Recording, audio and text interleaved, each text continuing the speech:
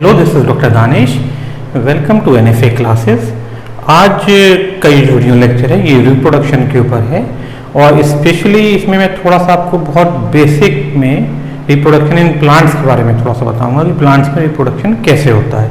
ठीक है, तो सबसे पहले मैं आपको बहुत सिंपल वे में बता देता हूँ कि रिप्रोडक्शन होता क्या है।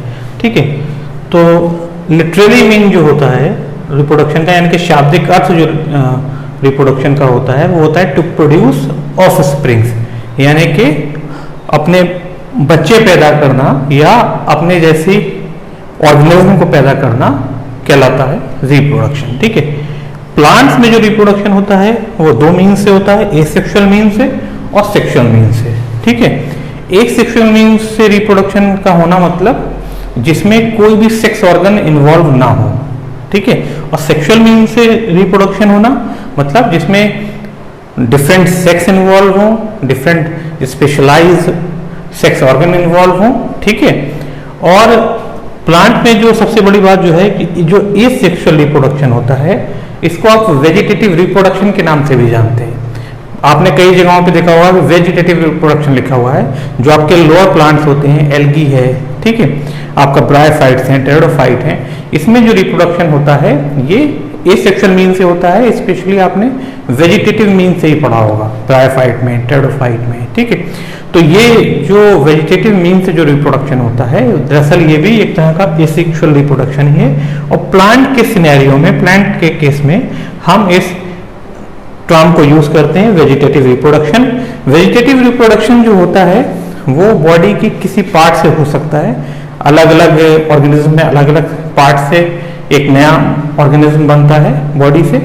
ठीक है, जैसे कि हम यहाँ पे कुछ एग्जाम्पल ले लेते हैं कि कटिंग्स इन रोज, जैसे रोज प्लांट में हम देखा होगा रोज का जब प्रोपोगेशन होता है, रोज को रिप्रोड्यूस जब कराना होता है तो रोज की स्टेम को डिफरेंट कटिंग्स, डिफरेंट साइज की कटिंग्स में काट लिया जाता है और उनको फिर से बो दिया जाता है मिट्टी में, और उससे एक नया, हर कटिंग से एक नया पौधा, उसमें सबसे पहले रूट्स आती हैं जिससे वो एस्टेब्लिश होता है गमले में, और फिर उसके बाद उस हर कटिंग से एक पौधे का निर्माण होता है। ठीक है, तो कटिंग्स इन रोज, पोटैटो में जो ट्यूबर होता है उसमें जो आईज होती हैं, जो आंख जिसे कहते हैं, पोटैटो की आंख जिसे कहते हैं, वो अंकुरित होती है, उससे एक नया पौधा बनता है। तो अगर हम एक पोटैटो को डिफरेंट पीसेस में काटते हैं और हर पीस में एक आई या एक आंख दिखाई दे आपको, तो हर पोटैटो के जो टुकड़ा है, जो पीस है, उससे एक नया पोटैटो का प्लांट बन जाएगा। ठीक है,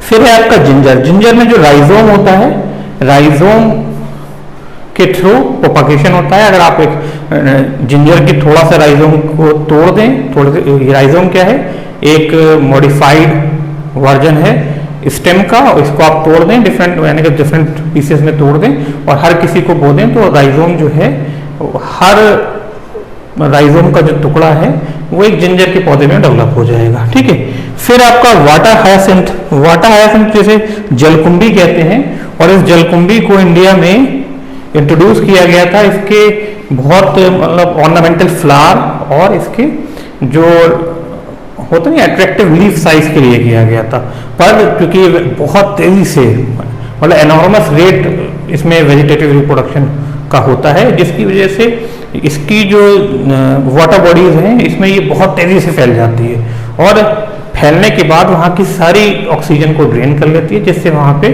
जो मछलियाँ हैं, जो इकोसिस्टम है वो तबाह हो जाता है, खराब हो जाता है। ठीक है, तो इसे एक वीड की तरह बोलते हैं कि वाटर हायासिंथ जो है वो एक बहुत बड़ी प्रॉब्लम है।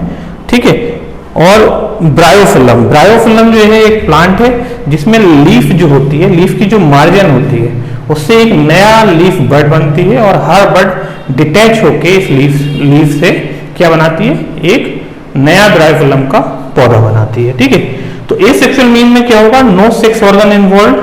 ठीक है, of spring produced by a single organism, एक सिंगल ऑर्गेनिज्म से होगा, और इसमें क्योंकि क्लियर सी बात है, आप छोटा सा पीस डालेंगे उससे पूरा पौधा बनेगा, तो यानी कि डिवीजन तो होना है, तो डिवीजन कौन सा होगा, माइटोसिस होगा। ठीक है, और offspring are like their parents, और जो ऑफ स्प्रिंग इसमें एसेक्सुअल मीन से या वेजिटेटिव मीन से जो रिप्रोडक्शन होता है, इसमें जो ऑफ स्प्रिंग जो नए पौधे बनते हैं वो अपने पेरेंट प्लांट की तरह होते हैं, जिसको क्लोन कहते हैं।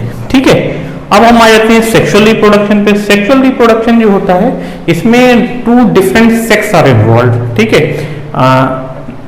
2 different organism, 2 different sex are involve, जिसमें क्या होता है सिंपल और स्पेशलाइज्ड सेक्स ऑर्गन्स बनते हैं और इन सेक्स ऑर्गन में मियोसिस होता है, मायोसिस जिसे स्पेशली बोलते हैं, मायोसिस होता है। मायोसिस में मायोसिस एक तरह का रिडक्शन डिवीजन है जिसमें क्रोमोसोम्स का नंबर हाफ रह जाता है और इस पूरे मियोसिस में की जो डिफरेंट स्टेजेस हैं वहां पे क्रॉसिंग ओवर होता है जिससे नई वेरिएबिलिटी पैदा होती है और जो ऑफस्प्रिंग प्रोड्यूस होते हैं। ठीक है, टू प्रोड्यूस ऑफस्प्रिंग। ठीक है, offspring are alike from parents. जो ऑफस्प्रिंग प्रोड्यूस होंगे वो अपने माँ बाप से मिलेंगे नहीं, वो उनसे डिफरेंट होंगे, वेरिएबिलिटी शो करेंगे। जैसे एक माँ बाप के बच्चे जो होते हैं वो माँ बाप से कुछ कैरेक्टर्स में तो मिलते हैं पर कुछ कैरेक्टर्स में बिल्कुल नहीं मिलते हैं। ठीक है, और उनके चेहरे जो हैं वो डिफरेंट होते हैं, उनके फेसेस भी अलग होते हैं, हाइट भी अलग हो सकती है, बहुत सारी और कैरेक्टरिस्टिक्स भी अलग हो सकती हैं। तो इस तरह से मैंने आज आपको समझाया कि रिप्रोडक्शन क्या होता है, टू प्रोड्यूस ऑफस्प्रिंग। प्लांट्स में क्या होता है एसेक्सुअल मीन्स और सेक्सुअल मीन्स। एसेक्सुअल मीन में हम कुछ जगहों पे वेजिटेटिव रिप्रोडक्शन का पार्ट का नाम लेते हैं। वेजिटेटिव रिप्रोडक्शन स्पेशली जो है वो या एसेक्सुअल रिप्रोडक्शन जो है वो प्रिमिटिव प्लांट या लोअर प्लांट्स में होता है। जैसे जैसे प्लांट्स की बॉडी कॉम्प्लेक्स हुई उसमें सेक्सुअल रिप्रोडक्शन या सेक्सुअल ऑर्गन डेवलप होना शुरू हो गए और उसमें फिर सेक्सुअल मीन्स से रिप्रोडक्शन होता है।